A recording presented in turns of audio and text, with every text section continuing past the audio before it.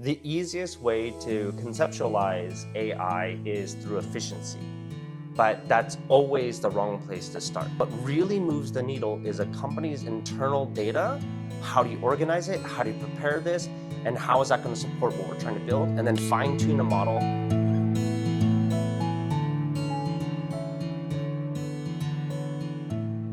Welcome everyone to today's discussions. I'm Matthew Lowry and I'm here with Kenneth Bench, who is the CEO of KeyTechX. Kenny, great to have you here today. Fantastic. I'm super excited to be here and talk about what's been going on, especially in the world of AI and tech. Yeah, I want a bit about your journey. So you're from the US, you had a relatively successful junior career, corporate America, working in finance, analytics. What was the moment that made you think that you had to make a change, that you had to leave that background behind and do something different? Yeah, so it was mostly around, at the time that job was very exciting, it was very fun, the people I worked with were amazing, but it was just a lot of work. So I kind of reached a point where I just burnt out, right? And then at that point, that was it was just kind of just a very swift moment of a decision where it's just like, okay, I'm done, right? And then decided to exit. So that point was you decided to buy a one-way ticket to China. Yeah. Do something different. Must have been a challenge to do that. Must have been something just to buy a one-way ticket and give up it, sell everything.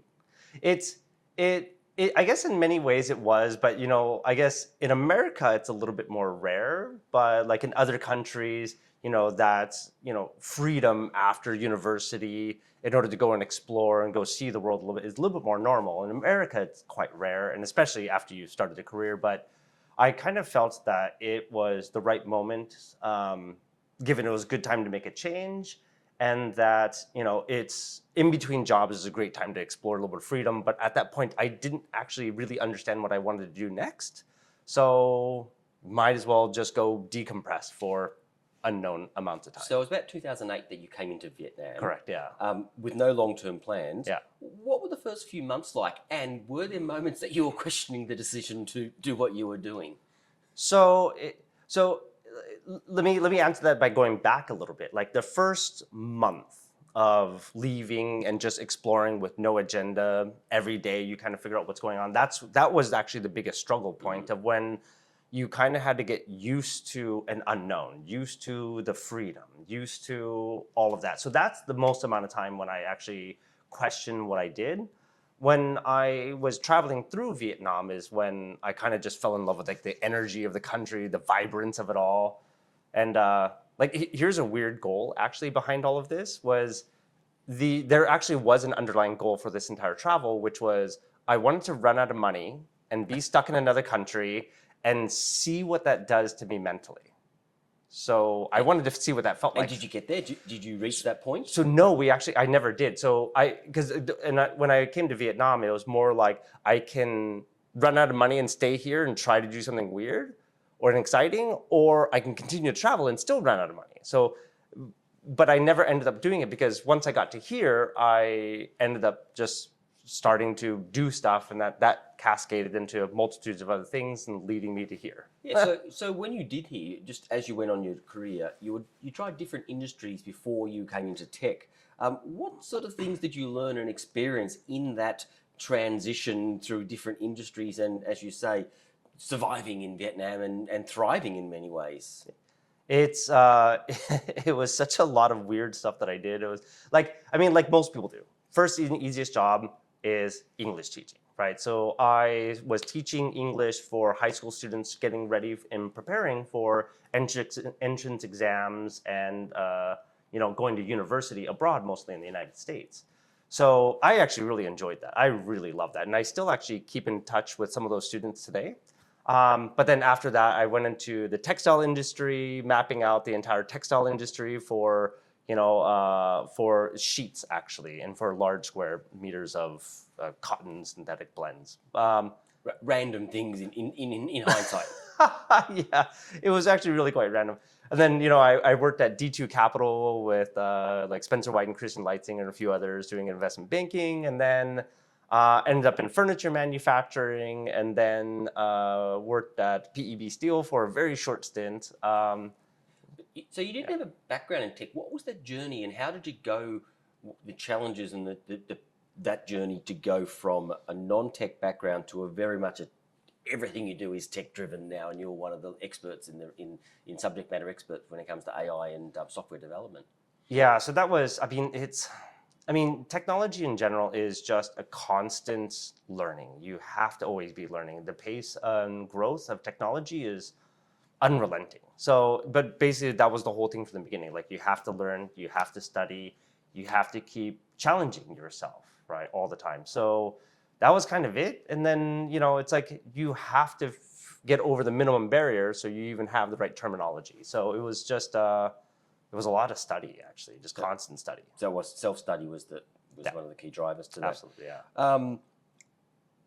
You mentioned we had a discussion at a different time about the cultural communication challenges early on.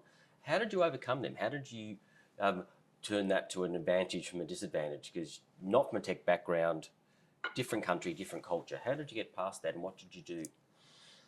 So that one is always a challenge. So a lot of people initially it comes down to a base level of English capabilities, right? Because everything in tech is English, thankfully, which means at least everybody can read English. But communication has always been hard. So my approach to communication, and what I also try and get my teams to do as well, is, consider each word you use a bit of gold. Spend it wisely. Try to figure out the least number of words you can use in a sentence that allows you to clearly convey an idea. Waste nothing, right? And does that bridge the gap between your foreign clients and the people that they're dealing with as well, where you're trying to not have to be involved in every conversation that occurs between foreign clients and local team? Yeah, correct. And that's kind of one of the tenets I work with my team quite a bit on, is just that, like, give me this idea in the least number of words, right? And it forces them to adopt this, because the Vietnamese language and a lot of other languages in the world are very roundabout in how they discuss. It's very, when they discuss a topic, they talk around it a lot and then try to come back to the center later, where what we try and do, is just right to the point. It's least number of words, say things very directly, say things very clearly, right? And so that really helps mostly, because even if you have a limited vocabulary and you might have an accent, as long as you can clearly convey an idea, then that smooths things out quite a bit. And so you were here about 6 years, and then you had the opportunity to lead a corporate expansion a project in Vietnam. How did that come about, and what sort of lessons and learnings from that opportunity, where it was you were thrown in the deep end and it was on you to do that expansion process? Yeah, so that was a very interesting opportunity, and a lot of it really is trying to set everything up from the very beginning, right? Finding good partners that I can advise on legal and accounting side, making sure I had a very strong team behind me. Like, so once we started this opportunity, the first person I called actually to start helping me rebuild everything or build everything new was Tung, who is now my director of operations, right? She was the first one.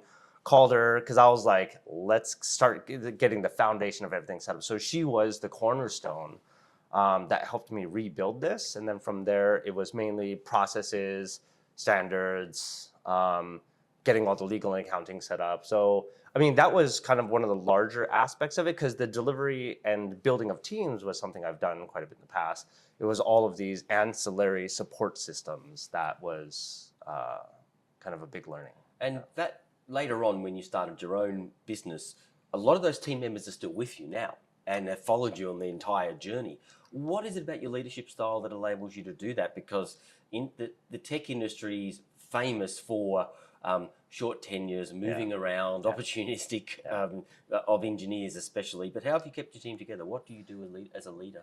So it's really interesting. I was going back. So many of my core team members have been with me and I've known them almost the entire time I've been in Vietnam. So some of them have been with me across 3 different companies for over 15 years, right? So, and I think a lot of it comes down to just really clear communication. Like, my team doesn't have to guess where they stand, right? If they do something good, I tell them very clearly, that was fantastic. If they do something bad, I tell them very clearly. Like, so it's that quick feedback. It's very open communication. They never have to guess where they stand, right? But a lot of it also then comes down to, kind of a trust factor as well. Given their enormous amounts of experience that they have, and all of them have more experience in this industry than I do. So a lot of it is, collaboration, working with them, consulting with them, asking them to really contribute to this and what we're trying to do versus, being and just the execution arm of stuff like. So I think they really like that collaborativeness, and I try to involve them because I need them. Like, they're really good at what they do. And by the sounds of it, the respect that you give them and the respect that comes back is a foundation of everything that goes on, because it's a long time for a core team to stay with one and follow a journey with one individual. So that leads into, so you've created Key Tech X. So you're the CEO of that. Yeah. It's been around a year. Yeah. What point did you think about and go, hang on, this is working? Because you took a gamble, you took an opportunity to sort of go out on your own. When was that it's going to work? I don't think we're there yet. Like, it's we're still, the first few years of any company is always, you're always in somewhat of a fragile state, right? So I don't think we're there yet, but the thing that I use as my metric to see can this work? Are we in a good position to make this work? Is the response that I get from my clients. Like, so some of my clients right now, like Curb is a big one right now. So KERB, so Curb, working with Rob Brown, like him and his team are ecstatic to be working with us as we rebuild their platform. Cedric at Learning OS as well is quite happy with us and services. But even I've had customers or people I've known in the past that are actively coming to us now. So it's what gives us the possibility to make this work, and know that we're in a good foundation to make this work is the response from my customers, right? If they're this happy with us, then we're doing something right. We just need to continue. And being fragile, I don't think is a admission of defeat. Being fragile is an admission of reality. All businesses have a level of fragility about them. Absolutely. And what I was sort of getting at is that confidence to keep opening the doors and going, we're onto something. It may not be that you have the panacea for the world's solutions, but the journey's there. Was that 3 months in? Was that 6 months in? Was that the day you opened the door, you've gone, we're onto something?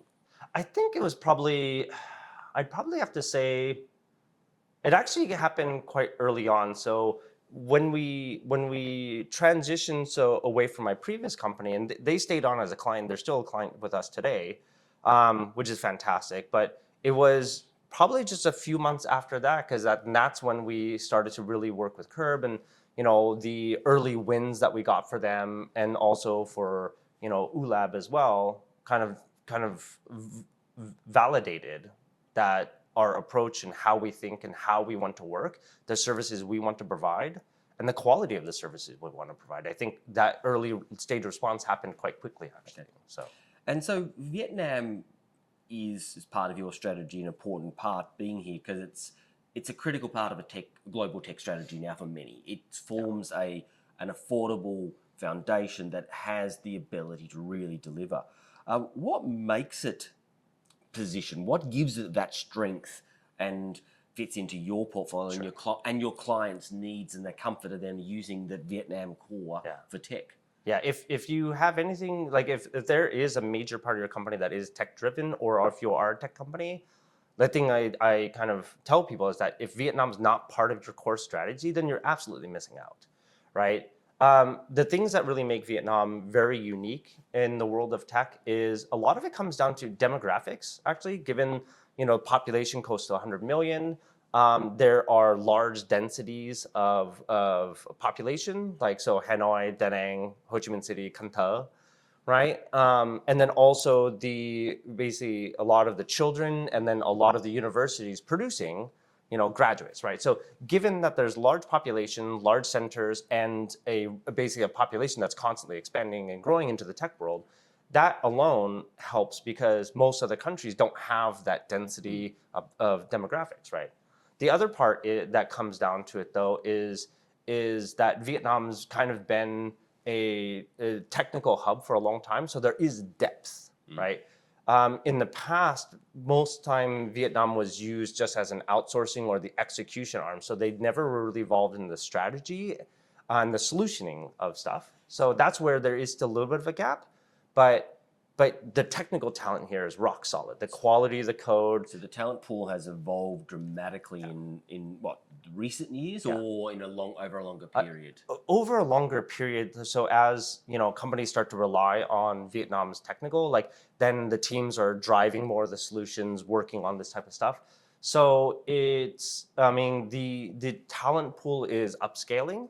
But then also as the internet became more pervasive, English capabilities are becoming a lot more native, right? Kids are watching, kids that are now, well, I guess I could call them kids, but they're like mid-20s, young 30s, are naturally just a lot more fluent in English and better pronunciation given that they've just grew up watching YouTube, right? So has Vietnam ever been a disadvantage dealing with foreign customers, or is it seen as an advantage now in that space? Because different people have different perceptions of countries, and perceptions of India being an early mover in the tech space, and Philippines, etc. Where does Vietnam sit in that psychology? It's kind of interesting. So a lot of people, where foreign companies who are outsourcing to Vietnam do get frustrated, is an area where there's a lack of solutioning or lack of deep chain of thought, right? So where and this comes just down to the history of where Vietnam was primarily used as an execution arm versus, the solutioning arm, right? Meaning, so they didn't have to, because they weren't involved in the design of a system, then they're limited in their ability to critically think about outside of certain areas, right? But also, there are a lot of industries that just don't exist in Vietnam. And if you're working in a subject matter or in an industry that there isn't much information or they've had no exposure to, it's like anybody else. Like, so if you ask somebody like, great, what is your most favorite type of database? Well, like, the one that stores information correctly, right? Like, so if you ask somebody about something so far out of their subject matter of knowledge, then of course they're not going to be able to solution against it. So in that way, that is one of the areas where companies do feel frustrated with this. But in terms of like code quality and execution, and I would say even a lot of diligence, Vietnam still shines quite well.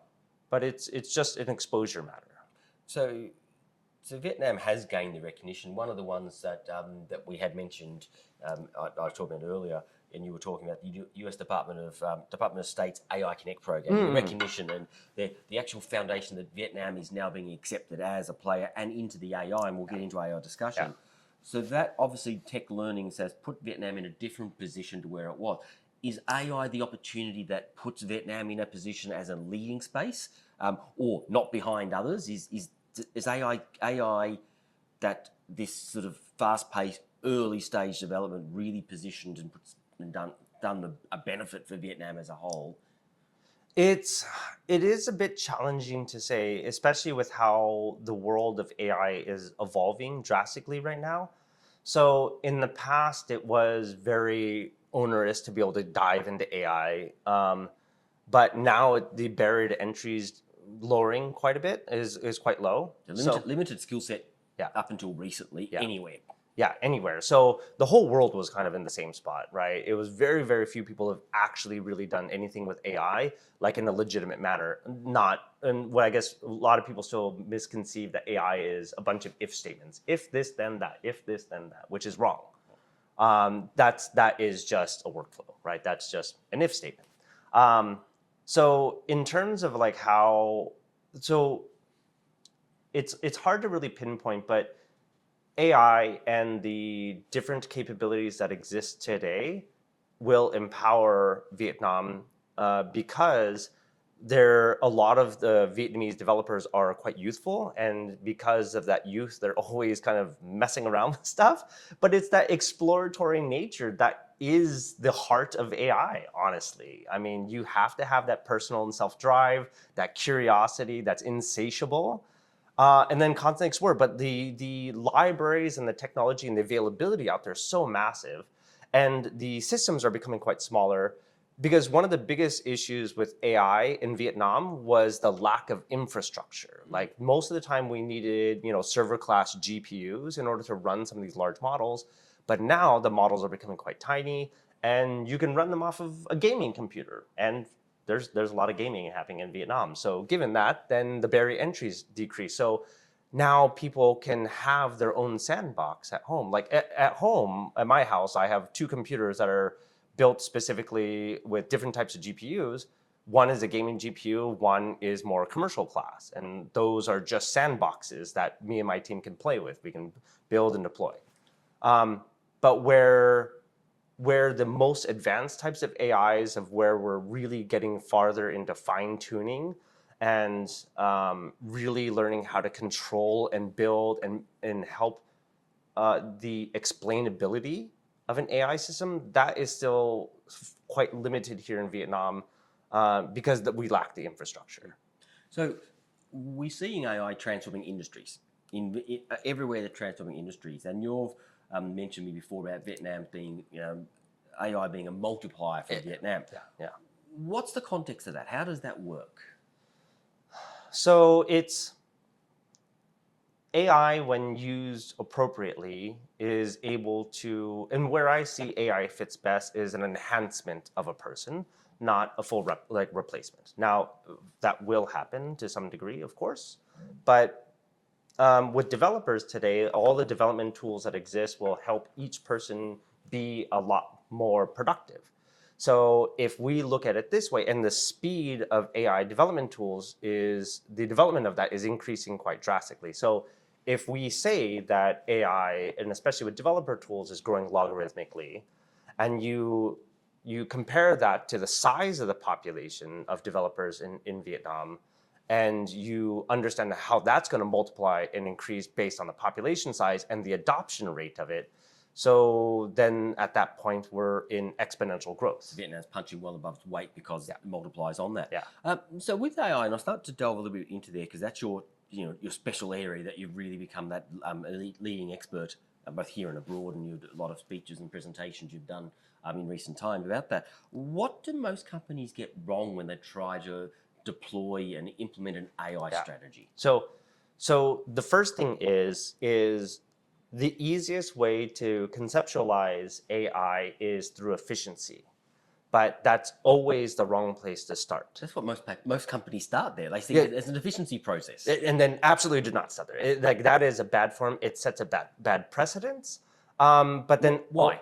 Okay, so because the only way to accurately measure efficiency of an AI is through decreased headcount. And if one department says, okay, that department now is downscaled given that these AI systems were successful, and a lot of corporations promise, we'll retrain that team members, we're not downscaling, we'll do this. But then if that turns out to be, again, the only way to measure efficiency is through decreased headcount. So if one department sees this, then no other department will ever adopt it. It sets a bad precedence. It sets a bad taste. Or just a cost-driven, not an output-driven. Correct. Yeah. So what I kind of tell companies, though, is especially for your first foray into AI, is into implementation in their business. Yeah, like production environment, go live, something that will actually impact something. The first thing you should do is focus on ideas that will help drive revenue, and how to increase your competitive advantage. The real reasons for these not only is the human aspect and the perception within the organization, but also that AI still is very expensive. And if your first foray into AI is expensive and it's just a cost reduction method, then it can't fund more AI projects. It's just cost, the cost savings which disappears. But if we can drive revenue with it, and we can prove we've driven revenue with that, then a percentage of that revenue should be dedicated back into building more. How do we do more? So it's become self-funding. And you're advocating smaller, isolated, standalone projects, not a greater strategy to start with. Correct. So what a lot of other people get wrong too is they try and build a general system at first, which is wrong. AI today is only really efficient on a very narrow focused idea. and then you need to build it out in focus area by focus area by focus area along a predefined workflow. Like if I want to improve my sales, or if I want to improve my customer service, right, for customer retention, or if I want to expand my competitive edge by saying, like, we've made some of our knowledge more proprietary and allowed to our clients to be empowered to do a lot more steps on their own, then we have to break down that workflow, figure out where AI fits best, deploy them and build them in very focused areas. And after you build that and then it's successful, then you can chain it all together, and then you start building larger AI ecosystems. But you must start razor focused. So don't let the journey distract from the individual parts that you need and the early stage. So companies that get it wrong, what are some of the things you've seen? Is it that they just go like all in and try to put AI across everything they can, using as a buzzword without actually understanding and explored and thought about the impacts? Yeah. So I mean, probably the most common example that I find, which is just becomes a buzz and not a worthwhile endeavor for companies, they're like, oh, I want an AI to help me access my company's knowledge base. Oh, that's great, but it's a search engine then. Your team will only use this as a search engine. It doesn't help them be more efficient. It doesn't help you move the company forward. It doesn't move the needle. It is just a support process. Almost a distraction. Yeah, and it becomes a toy that people will play with for a few first months, and then nobody ever uses it again. So, I mean, that's probably the most common area where I see people looking at stuff and kind of getting their first executions wrong. They're trying to think, I want an AI to do this massive thing. They're too broad. It's that too corporate overlaying across everything instead of that focus. Yeah.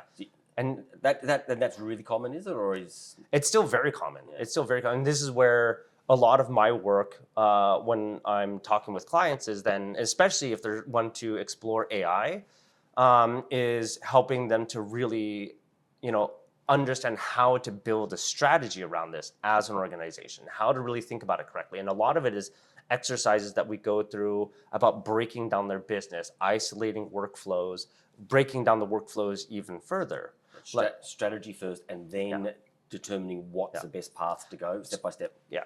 So a lot of companies, like another example where a lot of companies start off with, especially in like construction industry, like one of the examples they try to work with on, or people want to focus on first, is how do I build proposals better or faster, right? Can we automate that? So the area is correct, right? That will help drive revenue. Perfect, right? But then they try to, eat the elephant in one bite. Right, and where construction design, proposals, modeling, there's so many elements. The proposals are massive, right? And so this is where I tell them, like, like the correct way to eat an elephant is one bite at a time, not try to eat the elephant at one time, right? Because you can't. Like, you have to take small pieces. So a lot of it then is I ask them and walk them through, what is your proposal process? What information do you guys have? And one of the key aspects that a lot of companies don't fully understand, or is they understand it conceptually, but they don't fully understand it, which is your data within your company is gold. And given if you can find a good technical partner, they can help you to understand the workflow we're trying to work on, like proposals. And then we can help you to understand what is the data set that you guys actually have. So we have 50 years of proposals. Fantastic. Great. So now what we do is, how do we use those proposals in order to extract information that allows us to fine tune a model? Extract the information into a concise data set, which allows us then to go through fine tuning steps of a model and how to monitor that and explore that. And then it can adopt the company's tone, and then we can increase the capability of it to start writing sections of the proposal first. And this is opposed to simply a chat GPT, see what the world's information has. It's making sure to understanding what the business has and the business needs. And that's what moves the needle. What really moves the needle is a company's internal data. How do you organize it? How do you prepare this? And how is that going to support what we're trying to build? And then fine tune a model to really try and do what we do. A lot of companies are just dumping large, like, here's hundreds of proposals, build me a proposal for this, and it produces Using a ChatGPT overlay, which is just generic. and it produces poor results, and then they get discouraged of what they're trying to do. But again, the idea is correct. But again, you have to go back to the basics. You eat an elephant one bite at a time, and you have to start small, and you have to start very focused. So looking back at that journey where you've gone from sort of essentially burning out and giving up on corporate America and wanting something different through to establishing and running a leading tech AI-focused organization, what's probably the biggest lesson you've learned from a journey and sort of the life perspective? Oh, that's a rough question. I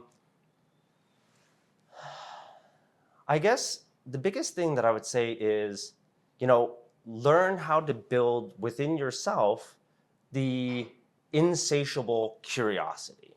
Always explore. And for me, that's been kind of a core of who I am. And I think that is one of the things that's led me down this path and helped me get down this path. I've bounced between so many industries because I wanted to learn. I wanted to know something.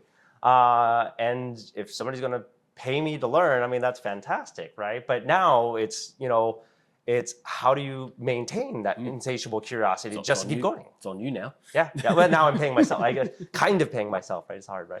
But it's just that. I mean, that is still the biggest lesson. And when I look back, that's the one thing that I would probably say is it's always been innate to me, but I would say that still is the biggest lesson. And so on taking from that, what advice would you give someone who wants to do a journey and potentially come to Vietnam and do the journey of discovery and creation? Is that something viable? What would you recommend to them, or what advice would you give to them? Jump. It's really it comes down to the world is endless. Everybody has a lot of things they can do. If Vietnam is a country of interest, just jump. Why not? I mean, I did it. I liked it. Is it really going to work out for everybody? Absolutely not. But I mean, we only have one life to live. You might as well do it, right? Okay.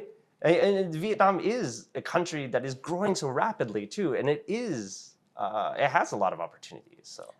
So I've got a final question here. We've gone a bit of a journey from where you've started through to talking about the ecosystem and tech in Vietnam, and that's sort of ultimately where your passion and where your focus is. So from a Vietnam, stepping back a bit, where do you see Vietnam's tech and AI ecosystems in the next 5 to 10 years? Where are we going? There are two major trains of thought. One is dystopian, one is utopian, right? We'll land somewhere in between.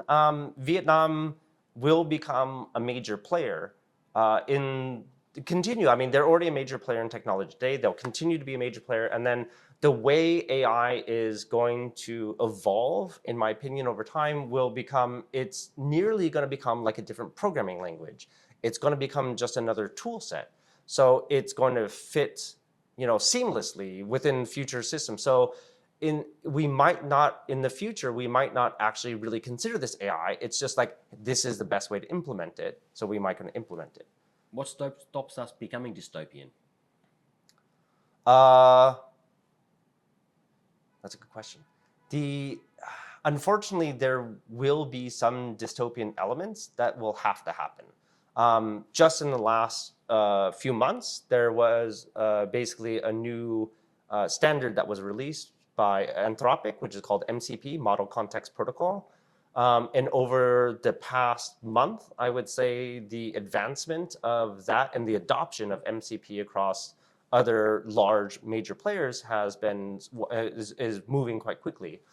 And the capabilities of what that technology allows AI systems to do, unfortunately, will become disruptive. So I do feel that there will be large groups of people that unfortunately will end up being displaced by AI, given the capabilities that I've seen. And I'm building my own tool sets now as well. So you're better off being at the forefront of that and being part of that solution in Vietnam than you are to be on the receiving end. Yeah, and that's where, for my company, we're a little bit in an advantage point because given the seniority of my team, And we, I guess me as a leader is pushing AI, and we're investing into it. We're, buying a lot of our own hardware, our own infrastructure, so we have our own playgrounds. Given our investment into that, that will always keep us on the leading edge or in the forefront of it. But unfortunately, you do have to be on that wave, and you should need to be on that wave now. Fantastic. Look, it's been great to talk with you today, to learn about that journey. It's exciting times ahead for KeyTechX, and great to talk to you again, Kenny. Thank you very much. Yeah, thank you. Appreciate it.